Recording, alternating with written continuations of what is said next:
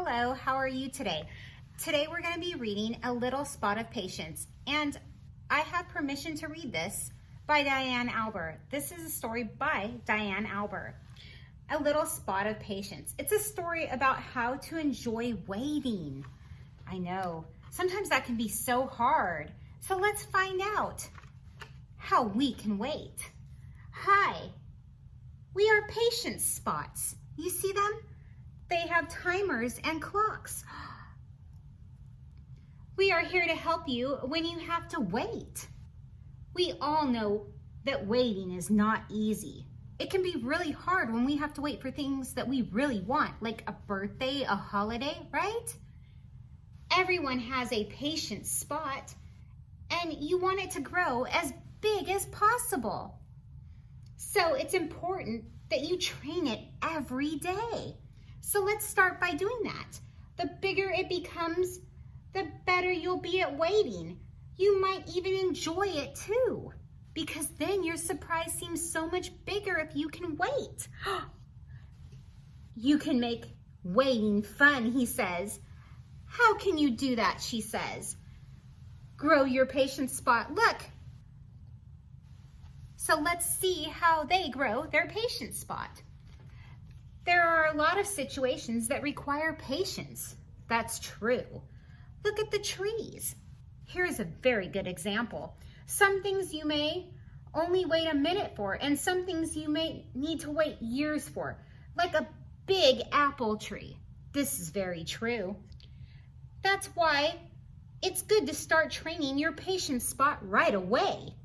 You can enjoy all the times you have to wait. You can start by watering your tree until it keeps growing and growing. And your apple tree may not even have apples the first few years, maybe not even the first 5. But later on, when you're older, it'll have apples every year. Isn't that exciting? That's definitely a lot of patience there. In fact, I make myself wait when I don't even have to. See? Look what they're doing. They're watching the donut. Try to not eat those donuts right away. Have you ever tried that? The longer you make yourself wait, the bigger your patience spot will grow. Look at it. It's getting bigger.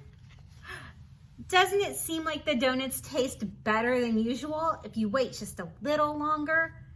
It's because you just grew that patience spot just a little bit bigger.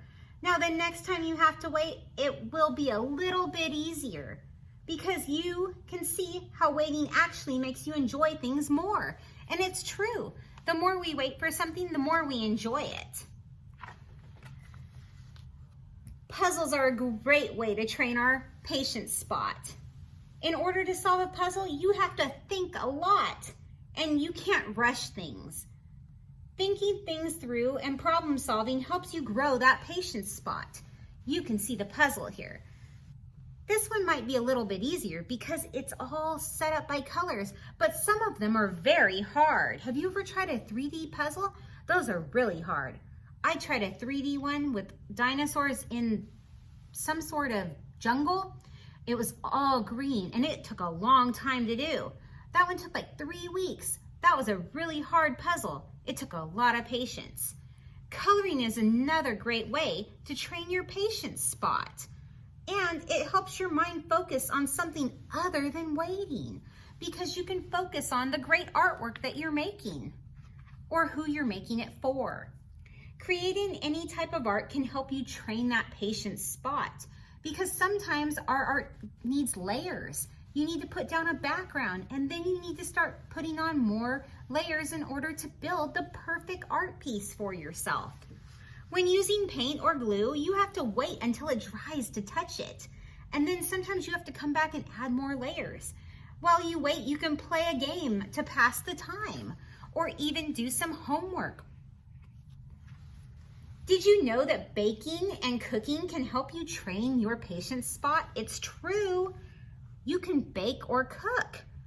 Certain foods need time to cook before you can eat them, especially like chicken. You want to make sure that's really cooked.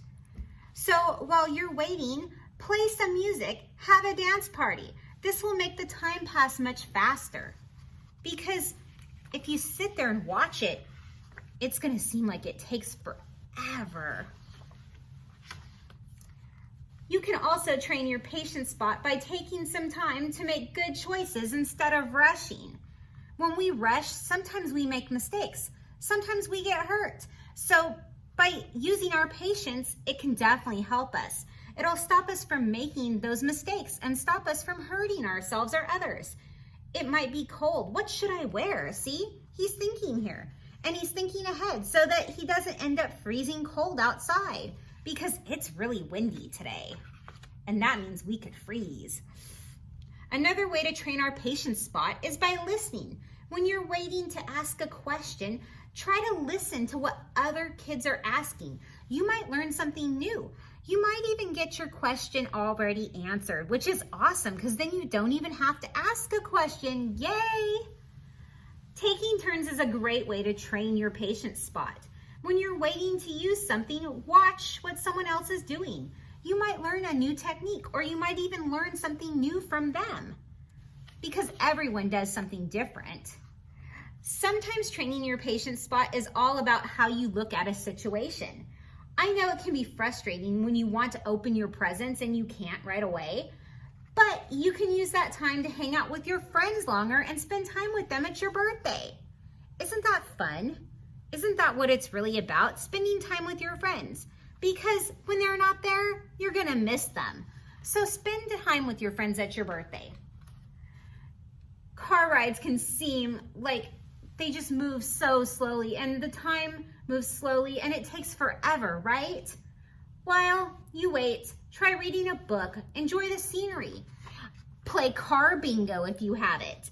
There's a lot of things you can do to take up the time and just have your patience spot grow.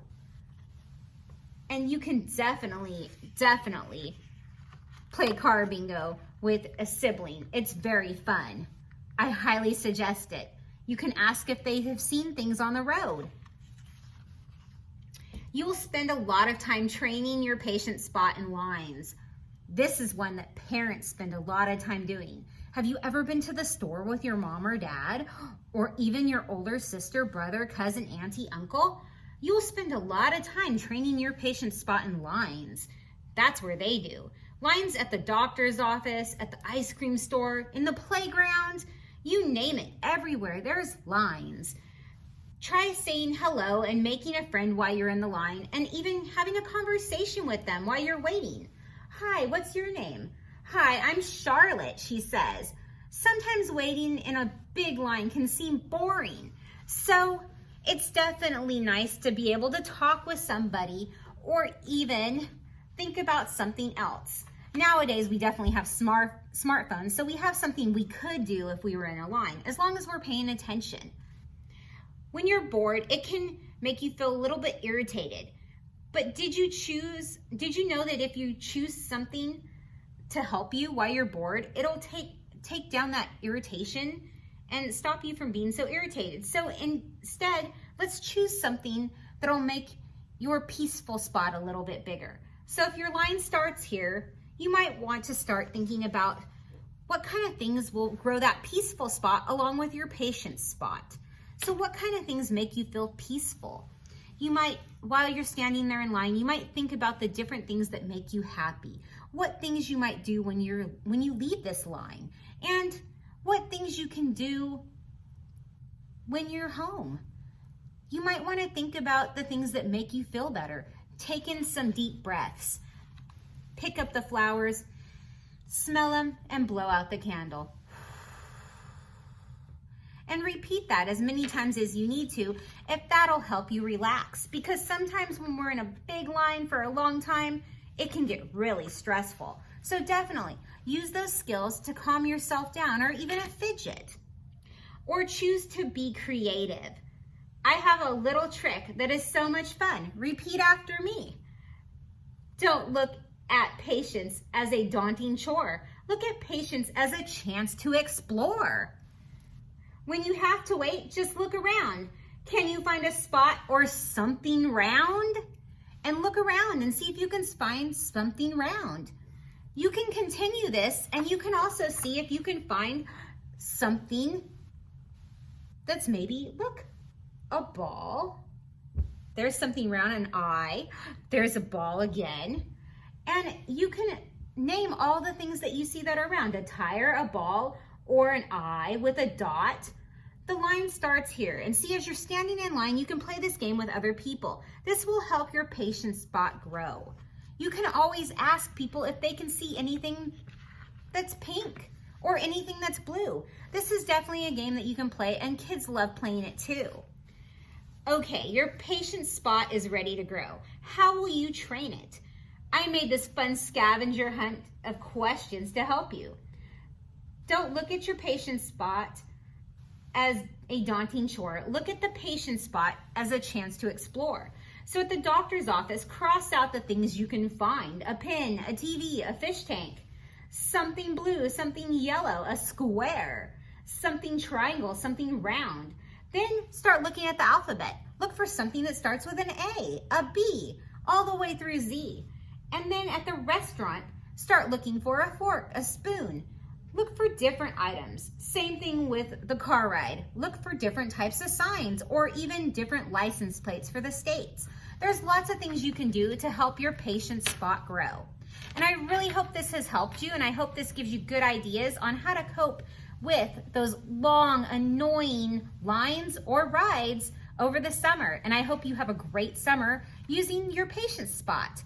And we have one more week before we start it, so this is exciting, right? One more week. Bye.